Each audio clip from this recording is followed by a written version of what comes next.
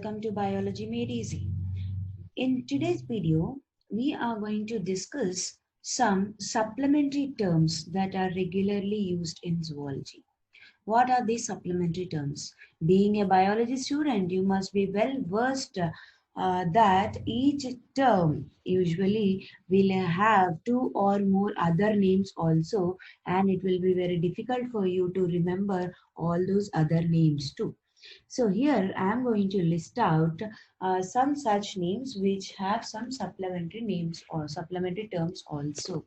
And this is a part 1 where I am including two chapters of 11th and 11th standard, the structural organization in animals as well as the animal tissues. Along with that, it is the animal kingdom.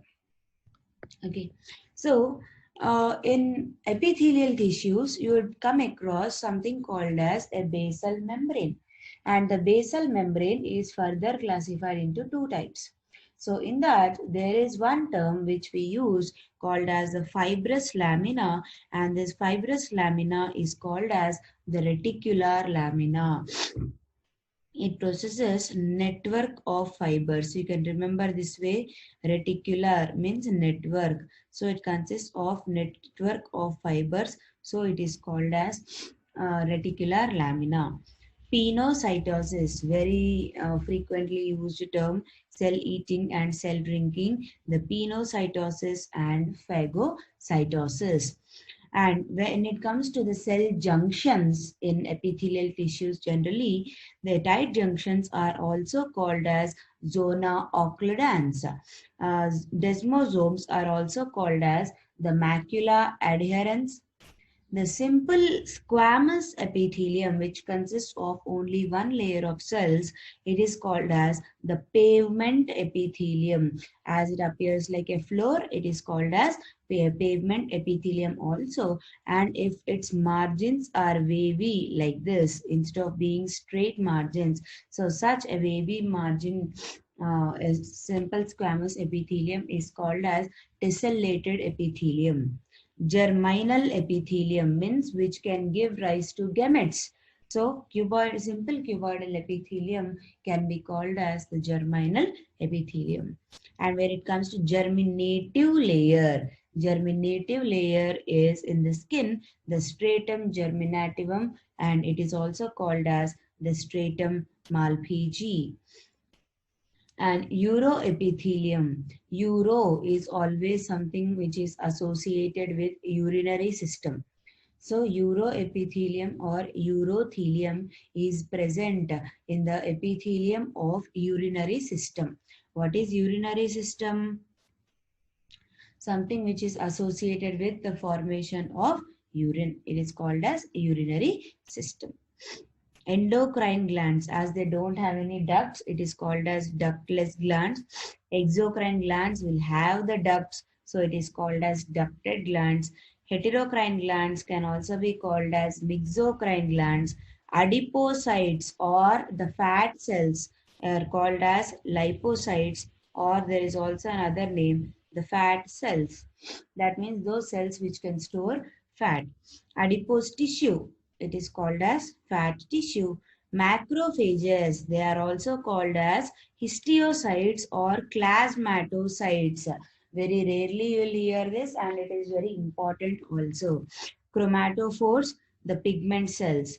Omentum, this is observed in higher organisms also. This omentum is a very thin fold of peritoneum. Even in human being also, it is present, connecting the stomach with the abdominal organs. The same term you would be using in case of cockroach also. There it is different.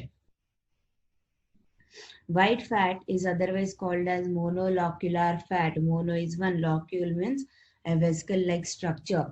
Fat is completely accumulated in that one single locule. So it is called as monolocular. Brown fat, multilocular, present in many locules. Ligaments, they are also called as yellow fibrous cords. Protoplasmic processes, they are called as filopodia. Compact bone can be called as dense bone. Spongy bone is called as cancellate bone. Cartilaginous bones are called as replacing bones, because in embryo the entire skeletal system is made up of cartilage, but later on this cartilage will be replaced by bones. So it is called as replacing bones. And then the investing bones, dermal bones or membrane bones. These are present just below the skin, so they are called as dermal or membrane bones. Then drumstick or bare body. This is the transformation of X chromosome in female. Female will have two X chromosomes and one of them will be modified like a drumstick. It will have a stalk and it will have a small bulb-like structure above, which is called as a drumstick. It gives such an appearance. So this is called as the drumstick chromosome, or it can also be called as the bare body. And one unique point is the bare body is found only in females. Found only in female. More specifically, in neutrophil cells it is present. Just by identifying the presence of bare bodies, we can tell if that organism is a female or male.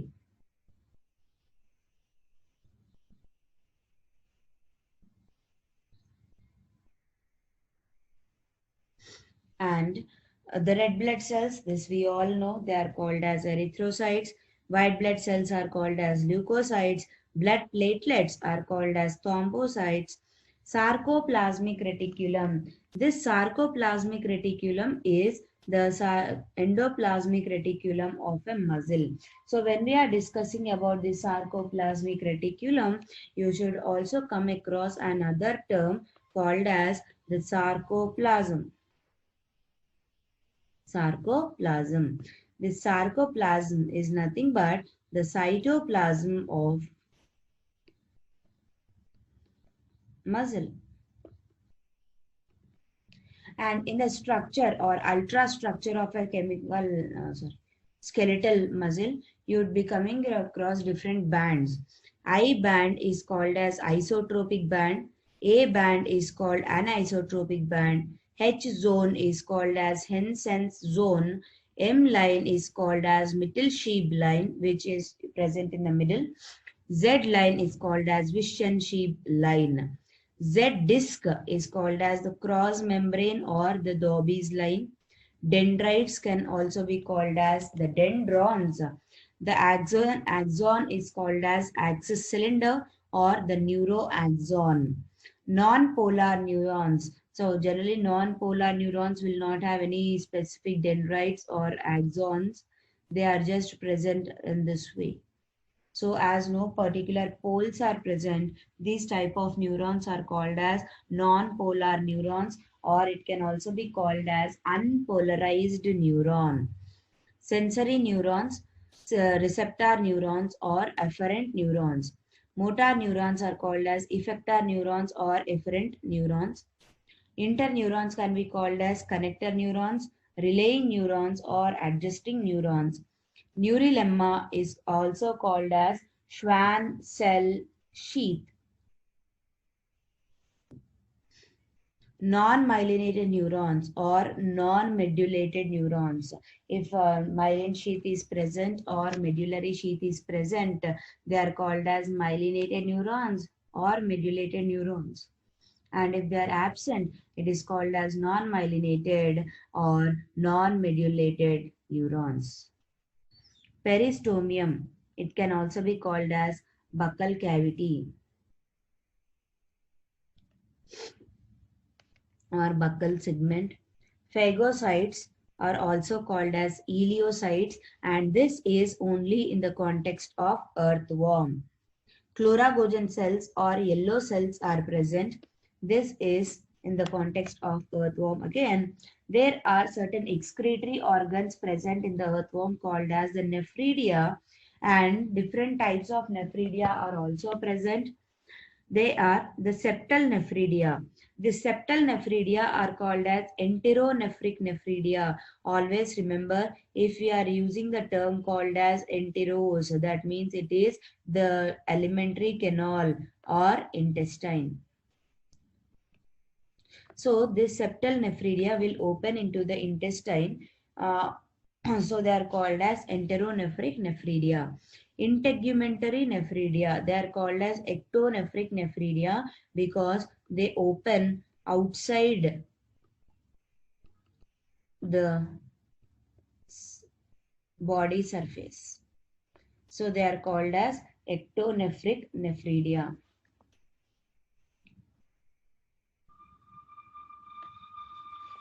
Next, ocelli or fenestrae. Ocelli or fenestrae are associated with the cockroach vision, their eyes. So these are present in the eyes of the cockroach. The stomodium is called as the foregut or the cockroach in the cockroach, right? And the gizzard or proventriculus, this is also in the cockroach, the alimentary canal. So this is present between the foregut and the midgut, and it helps in grinding the food particles. Mesenteron is called as the midgut again in the cockroach. Proctodium is called as the hindgut or again in the cockroach. The dorsal sinus, pericardial sinus. Dorsal sinus is called as pericardial sinus, and this is in the context of frog. And you, of course, here you can speak these in terms of their circulatory system.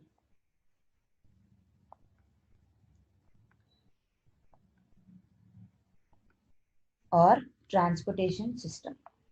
And this foregut, midgut, proventriculars, all those are associated with the digestive system of cockroach.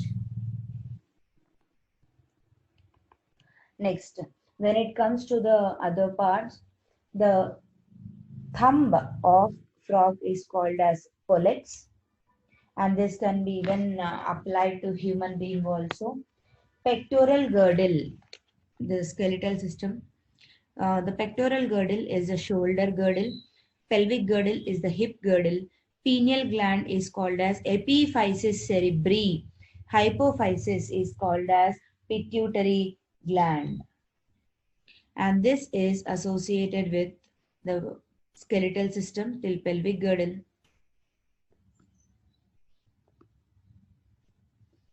Pineal gland and hypophysis are associated with the endocrine system. This is all about the first chapter, the structural organization in animals and also animal tissues. Now we'll go with the chapter Animal Kingdom. Okay, so in Animal Kingdom, we have got few terms. Acraniata or protochordata. Acraniata means which do not have cranium.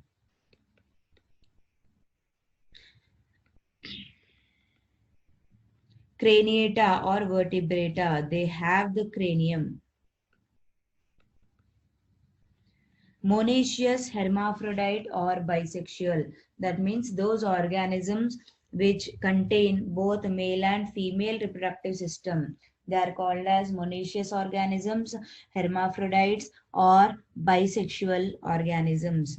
Dioecious, unisexual. That means they have either male reproductive or female reproductive organs only. Poikilodermal, they are also called as ectodermal or cold-blooded animals. Homeothermal or endodermal or warm-blooded animals. The metameric segmentation is also called as the true segmentation.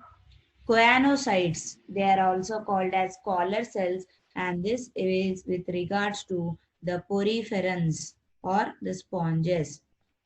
Trophocytes act as nerve cells in poriferans again, which gives nourishment to other cells.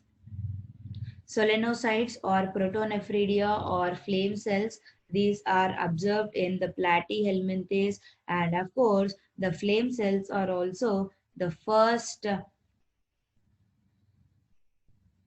organs found in animals or in animal kingdom. Halterers are the balancers. This is observed in arthropoda, especially the insects. These are nothing but the wings. Halterers or balancers are the other pair of wings which are present in the metathorax of the cockroach. Termites are called as the white ants. Again, it is the arthropoda. And the nest that is built by these insects is called as a termitarium. Statocysts, they are for balancing. So they are called as balancing organs again in the arthropods. Cranium is also called as brain box and it is present in the vertebrates. Osteichthyes are the bony fish. Chondrichthyes are the cartilaginous fish. Uropygeal gland is otherwise called as the oil gland or the preen gland and it is present in the aves or the birds. Pneumatic bones, wherever air cavities are present and the bones are hollow, such bones are called as the pneumatic bones. Sebaceous glands, otherwise called as the oil gland, sudoriferous glands or the sweat glands. Rumen is otherwise called as paunch. It is the stomach of the cow. The reticulum is otherwise called as the honeycomb. It is also the chamber in the stomach of the cow. Omesum is called as the salterium. Abomasum is called as the rennet, the stomach of the cow.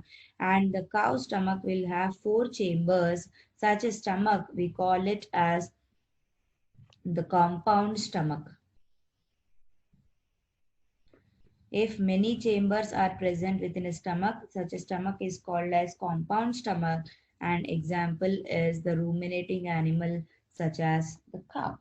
So this is for the day where we have discussed about the regular terms used in 2 chapters, the structural organization in animals and the animal tissues as well as the animal kingdom.